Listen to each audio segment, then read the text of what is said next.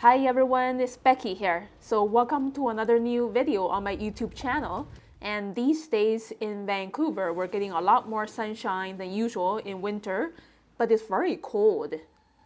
Yeah, so we are on the SkyTrain and I'm taking you all to Vancouver again today, traveling from suburban to urban area.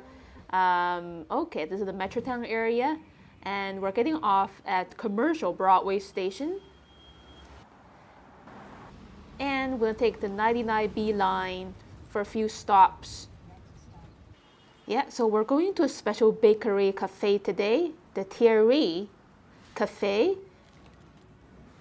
And that was a big door there, and inside is actually bigger than I imagined. So as you can tell, it's a French bakery with macarons and tons of chocolates and cakes. But I don't feel like getting something sweet today because I'm getting a cup of their specialty hot chocolate for Vancouver's Hot Chocolate Festival happening right now. And let's first flip through the pages of my current sketchbook or art journal. And these pages are from the Christmas season last year. And yeah, a lot of fun food and drink sketches and cafe sketches. My kitty doo-doo and muted winter colors in Vancouver. And today I'm going to fill up this blank page spread, and my order of quiche just arrived as a mushroom and bacon quiche, starting with a contour outline of the triangular prism shape. And then drawing the shape of the little plate holding it, the brim.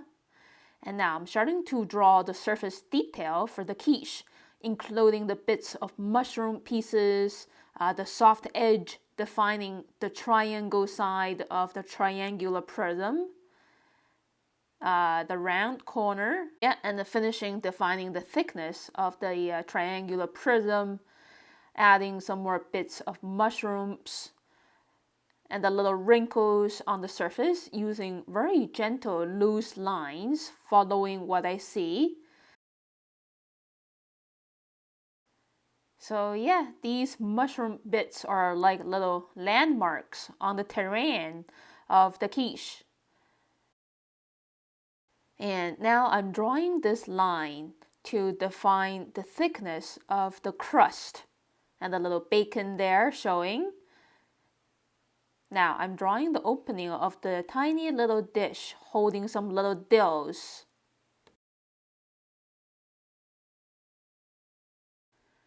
And these dills or baby cucumbers are really adorable, and the little spikes on the surface of the little cucumbers.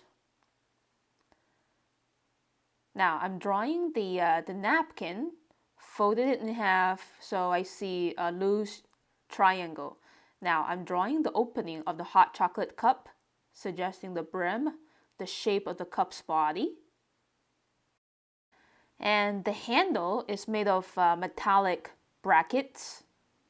So very interesting shape and design for the handle. Now I'm drawing this floating marshmallow. Apparently it's marshmallow.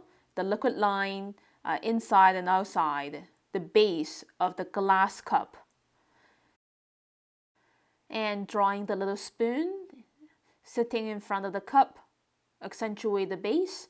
And then drawing this little square piece of a little cookie. And the cream in the middle of the cookie. And drawing this other sheet of folded napkin beneath the cup. And then finally the saucer on the very bottom of everything. Yeah, so that's my drawing of my hot chocolate and quiche. Now it's time to paint watercolors. So yeah, I'm using Mungyo watercolors containing 24 half pan colors in there. And as usual, I'm going to start with a very diluted yellow ochre for most of these surfaces, especially the quiche. Yeah, it's very cheesy. And the surface of the quiche is more yellow-brown, so the tone, yeah, I want the yellow ochre to be is stronger than the dissection area.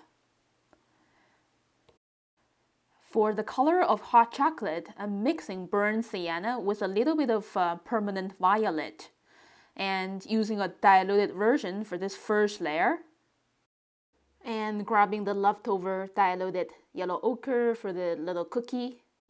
There's just so many layers of color definitions on anything, yeah, including pastry.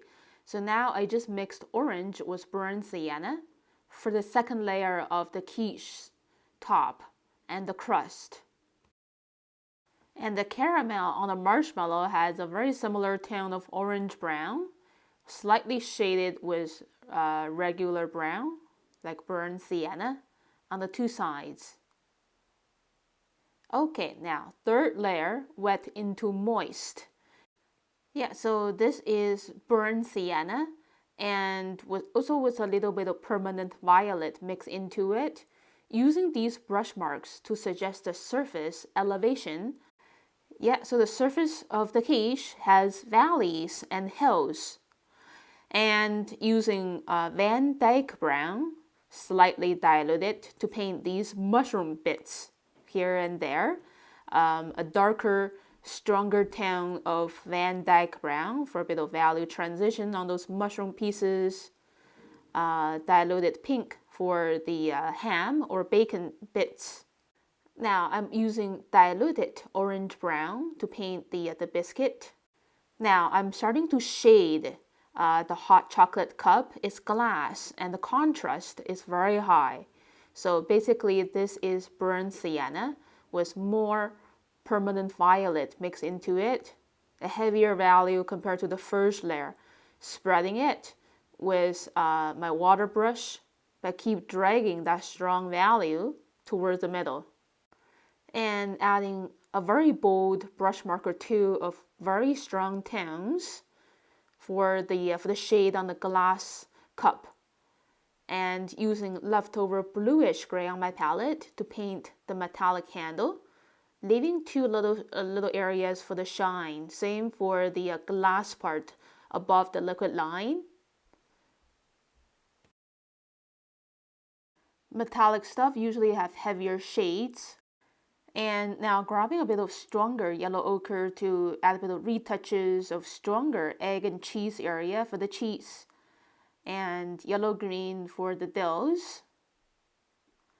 Now the napkins are black, and I like to mix my own lively black using cobalt blue and permanent violet and a little bit of viridian green mixed together.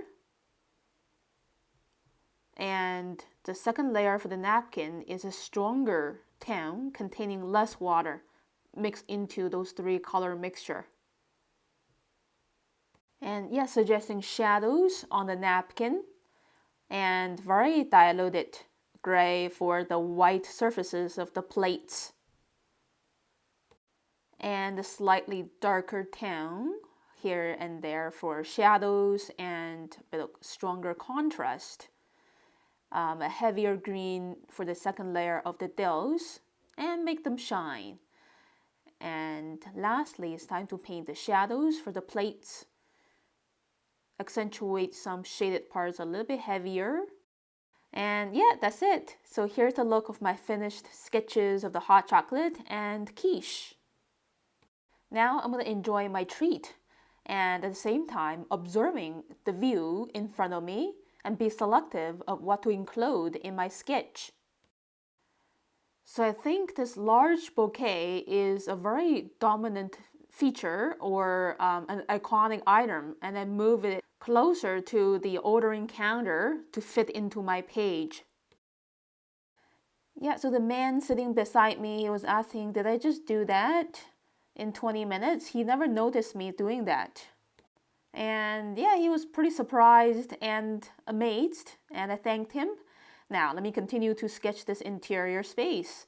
So I just sketched the vase holding the flowers and all of those vines and leaves growing on the vines and the nice flowers like tiger lilies.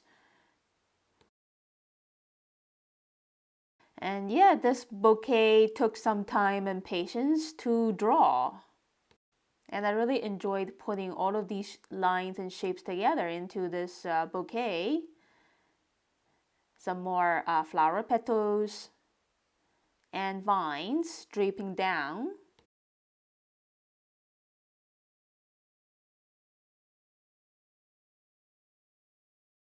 Now there's a lady standing in front of the ordering counter and I want to capture her. So I'm going to start drawing the shape of her hair and a bit of earlobe, the bottom of the hair and the bun tied up on top of her head, a little bit of the neck and the collar of her sweater, and the upper arm, and drawing her hand, holding her phone. None of these lines on people's outfits are absolute straight lines because the human body is a three-dimensional shape. Yeah, so all of the lines of the shirt and the pants are kind of following the cylinder shapes of the legs, the arms, and the torso in big and smaller cylinders. And drawing these lovely pockets on the back of her jeans and the stitching lines, coloring her hair with solid brown because she's dark-haired. And yeah, now I'm ready to draw the counter edge in relationship to her body. Most of the time, the counter edge is around the waist area of a person standing in front of it. And yeah, the bottom of the counter is always above the bottom of the shoes. And then adding these fun details of little wooden planks, using more gentle vertical lines and accentuate the bottom of the counter, and more relaxing vertical lines. Now I'm drawing the rectangular prism shape of the pastry display shelf that we can see two sides of it, and the tray in the middle, dividing it into two layers, holding croissants, scones, and biscuits with black labels. And on top of the pastry display shelf are these glass jars holding like chocolate chip cookies and biscotti. And now drawing this tablet for ordering and paying by card. Some more little menu boards and another tablet. Adding some more little items of pastry stuff in the shelf. Now I'm just drawing the barista girl.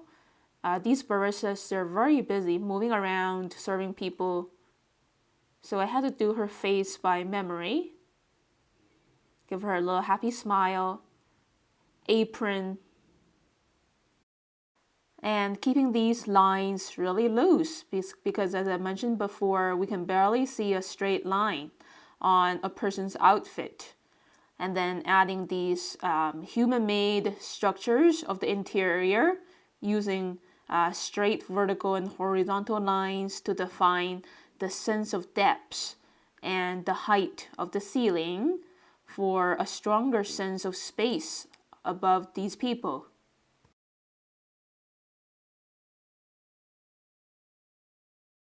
Now I'm drawing these lamp hoods dangling from the ceiling. They're in the back, and the light bulbs. I always love drawing lamps at restaurants and cafes because they are very nice symbols of enlightenment. Yeah. And drawing this carved out area, kind of like a skylight area in the middle. And they have this huge fridge holding those frozen items for sale, and their coffee beans, some more shelves behind. Now I'm suggesting another pastry shelf, just fresh from the oven, I guess, yeah. Holding croissants and some more lines defining another wall and a side door to the back room. Accentuate the bottom of the counter even heavier, and that's it. Now I'm ready to paint watercolors again to bring the warm, cozy atmosphere into life. using warm tones as well as contrasting cold but lively tones of blues and purples. Now, I'm just wetting the whole area with clear water and starting with a very diluted yellow ochre as usual to illuminate the whole interior space. And I want to start to paint the counter area first with the mix of orange and burnt sienna. And dilute it with quite a bit of water. I don't want the tone to be way too strong yet. And this is the lightest tone that I see on that seemingly dark wooden counter. And now, this is very much the second layer, or this side of the counter, I see a higher percentage of darker brown, which is pure burnt sienna. I also mix a little bit of permanent violet into burnt sienna, just like the way that I painted the hot chocolate. Now to add the next layer of color definition to the wooden surface. And I really want to make this seemingly flat area more dramatic by keep punching on more color definitions. So now there's a higher ratio of permanent violet mixed into burnt sienna. It's very purplish now. And for painting the shadow of the lady, yeah, almost just pure permanent violet.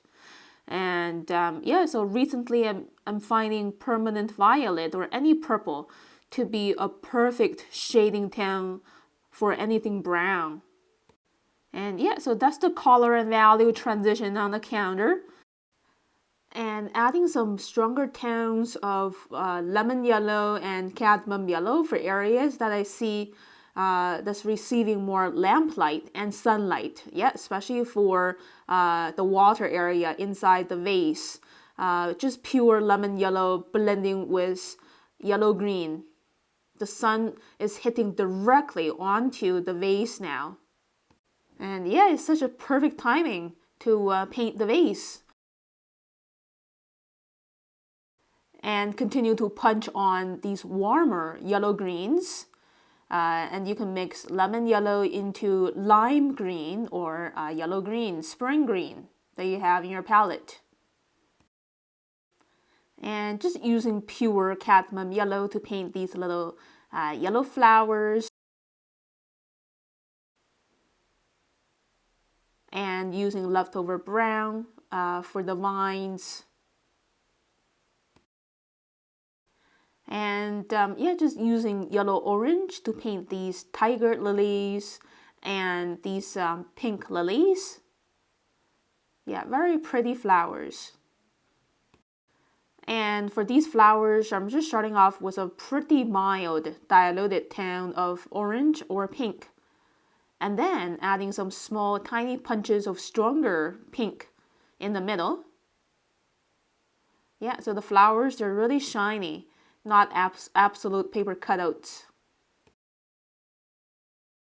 Yeah, so for painting flowers and pretty much anything, it's very ideal to start with a light color tone first and then a heavier value on top to shade them.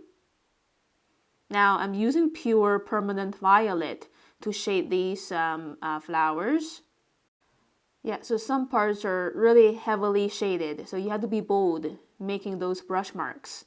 Now, starting to shade the liquid part of the vase using Viridian green and a little bit of burnt sienna into Viridian green for a darker shade in between the leaves. Shadows of leaves landing on one another.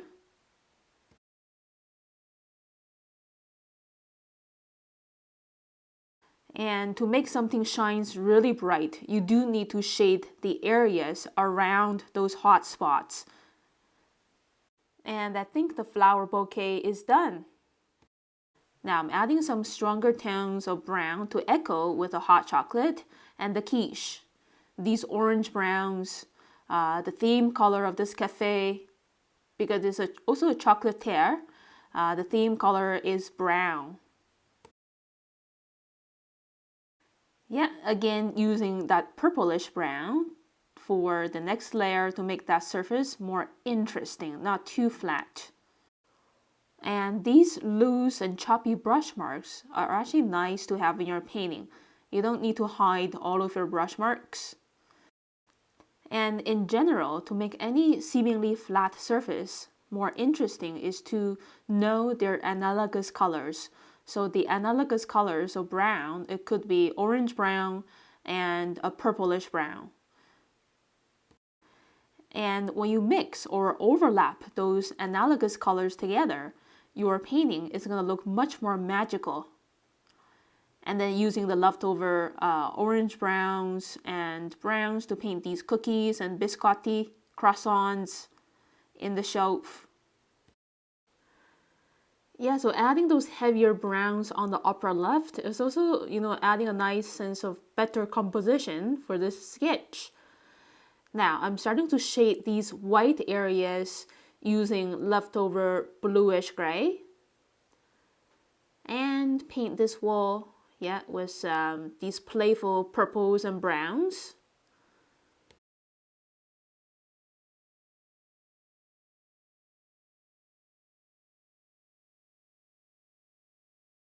And it's nice to use this more muted or colder bluish gray to balance with the warmer tones of browns all around. So just following my intuition when I'm painting. When I see the painting is getting too hot or too cold, I'm just intuitively adding some more colder or hotter colors or tones depending on the current color balance. Yeah, so some colder tones here and there. Yeah, so this step is in the last step of a painting process to consider the balance of warm and cold tones, as well as lighter and heavier tones. Final polish. And yeah, the sun is coming in from outside. It's been like 2 hours at this cafe and the lighting condition has changed a lot since the beginning. So here's a look of my finished cafe sketch on a cold winter day, staying warm and cozy at this cafe. So thank you so much for watching this video, everyone. If you like it, please click like and leave me a comment below. Subscribe to my channel for weekly updates on vlog videos and tutorial videos of cafe sketching, landscape sketching, food and drink sketches. And yeah, it's getting so much brighter now, the sun's coming in. And I will see you around very soon in the next video, everyone. Have a great day and stay warm and cozy wherever you are. It's almost spring. Bye.